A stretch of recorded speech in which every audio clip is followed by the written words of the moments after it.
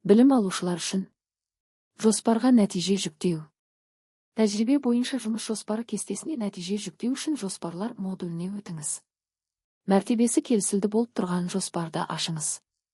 Ашылған бетте практика барысында орындауыңыз қажет тапсырмалар тізімі көрсетіледі. Әрбір тапсырманы белгіленген мерзім аяқталғанға дейін орындап, нәтижесін жүйеге жүктеп отырыңыз. Ол үшін тапсырманың соңындағы көру батырмасын басыңыз.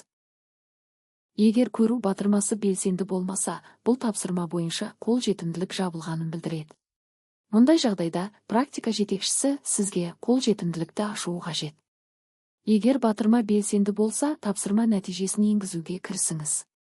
Мәтіндік редакторға орындалған жұмыс туралы кемінде 50 сөз көлемінде ақпарат енгізіңіз. Қажет болған жағдайда тапсырмаға қатысты файлды да жүктеуге болады.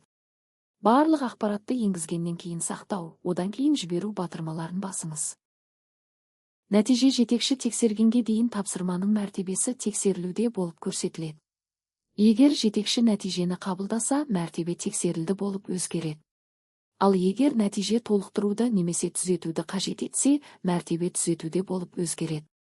Егер нәтижеңіз түзетуге жіберілсе, бұл туралы жүйеге хабарлама келеді.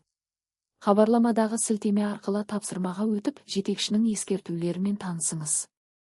Жетекшінің пікірін түзетуде мәртебесінің жанындағы көру батырмасы арқылы көре аласыз. Түзетулерді енгізу үшін тапсырманың алдындағы өзгерту батырмасын басып, нәтижені өңдеп, қайтадан тексеруге жіберу батырмасын таңдаңыз.